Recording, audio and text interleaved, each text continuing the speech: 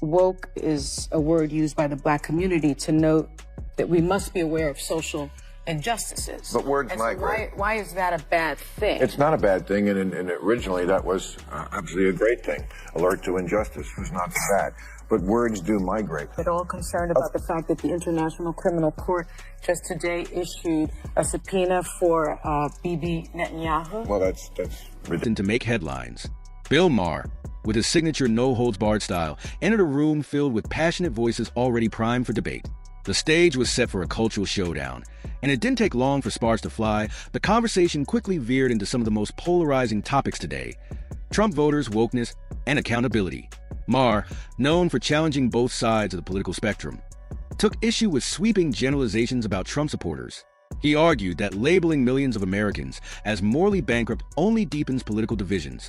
You can't shame people into changing their minds, he said. Driving his point home with his usual biting wit, Sunny Hostin fired back, insisting that accountability was necessary, especially for those who support what she described as dangerous ideologies. She emphasized that some viewpoints deserve to be called out, even if it makes people uncomfortable. Joy Behar doubled down as well, expressing frustration with what she saw as moral complacency among Trump voters. Things intensified when the term woke came up. Hostin passionately defended the original meaning of the term, highlighting its roots in social justice movements. But Maher countered, saying that wokeness had evolved into a symbol of performative activism that alienates everyday Americans. He pointed to real-world examples, arguing that rigid ideological purity often silences meaningful discussion rather than fostering progress. What made this debate so electric wasn't just a fiery exchange. It was the deeper cultural fault lines it exposed. The conversation wasn't just about policy or political differences. It was a raw, unfiltered look at how divided America has become over questions of identity, fairness, and who gets to define morality. The fallout was immediate. Social media exploded with reactions, memes, and think pieces dissecting every word exchanged. For some, it was a much-needed critique of the left's handling of certain cultural issues. For others, it was another example of minimizing the importance of social justice. Ultimately, this wasn't just a TV segment. It was a mirror reflecting the state of modern American discourse, messy, passionate, and deeply divided.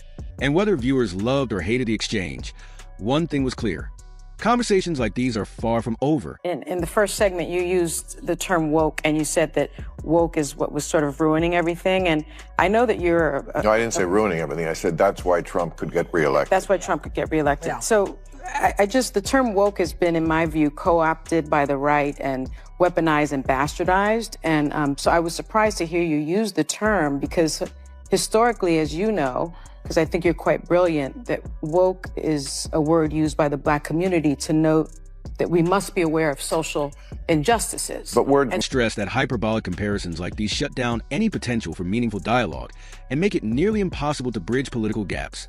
You can't reach across the aisle if you're busy throwing grenades, he quipped.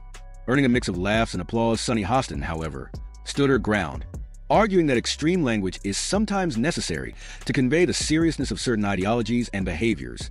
She cited past instances of hate-fueled rhetoric and violence tied to extremist factions as evidence that the comparisons, while controversial, weren't entirely baseless. Whoopi Goldberg tried to steer the conversation back to common ground, emphasizing the importance of keeping discussions productive. "We can talk about accountability without demonizing everyone," she said, urging the panel to consider how words land on those they want to reach. Joy Behar, for her part, doubled down, refusing to apologize for her comment. She defended it as an emotional reaction to what she sees as dangerous political rhetoric. "Sometimes you have to call a spade," she said bluntly today as the conversation grew more heated. The audience's reactions reflected the larger cultural divide. Some cheered Behar's fiery stance, while others seemed visibly uncomfortable. Social media quickly lit up with both support and condemnation, turning the segment into a lightning rod for debate about free speech, political accountability, and how far is too far when discussing opposing viewpoints. Ultimately, the discussion ended with no clear resolution, but one thing was certain: the culture war lines in America weren't just theoretical. They were alive, raw, and playing out in real time on national. I mean, it's just astounding to me that they can't tell the good guys from the bad guys. I mean, just morally. I mean, let me tell you, if you're for Hamas, just live in Gaza for a day. And I'm not talking about while the war is on. I mean, before the war. Trust me, you would go running and screaming and begging to live in Tel Aviv, a place that has your value. They don't resonate with the broader public, especially those concerned about safety and free speech. Maher argued that the left's insistence on ideological purity and the aggressive policing of language risked turning off potential allies and pushing moderates toward the right. Sunny Hostin shot back, stating that the push for social justice and equity wasn't about alienation. It was about accountability. She defended the core message behind policies like defunding the police, arguing that the term had been misunderstood and distorted by critics. She insisted that conversations around social issues need to be uncomfortable to drive meaningful change.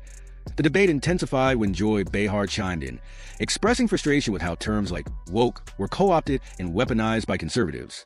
Bill Maher, however, held firm, emphasizing that language matters, and when movements fail to communicate their goals effectively, they can become easy targets for ridicule and backlash. Sarah Haynes stepped in to offer a measured perspective, suggesting that perhaps there's a middle ground, one that acknowledges the importance of social justice, while also being mindful of how messaging is received by the broader public.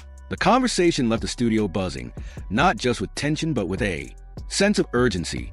As the discussion wrapped up, it became clear that this wasn't just about the meaning of a single word. It was about how America navigates its divisions and whether common ground can still be found in a deeply. Don't tell me that the left hasn't changed. I mean, I'm old enough to remember when it was the conservatives who hated the Jews. Yeah. Okay. That was a joke. But, Too dark. Too dark. Well, maybe it is, but it's true. I mean, you know, if I had any doubt that I was right about the change that's happened in the left, watching people protest for a terrorist organization like Hamas, that straightened me up pretty quick. A sharp critique of the left's inability to connect with ordinary Americans wasn't just a defense of Trump voters. It was a plea for a more empathetic and nuanced political approach. He argued that if the left continues to paint millions of voters as morally bankrupt, they risk alienating an entire segment of the population and deepening political divides. Sunny Hostin pushed back, emphasizing that calling out injustice is essential and shouldn't be watered down for the sake of unity. Joy Behar doubled down as well, insisting that Trump's presidency came with moral implications that couldn't be ignored. However, Sarah Haynes offered a middle ground, urging the panel to shift their focus from judgment to understanding. The conversation became a microcosm of a larger political struggle, one about finding common ground in a deeply polarized environment. Ma's perspective, emphasizing listening over labeling, highlighted a growing frustration with political purity tests and the failure to engage meaningfully with those on the other side of the aisle. Whether or not anyone was convinced, it was clear that the path to healing would require more than just debate. It would take empathy, humility, and a willingness to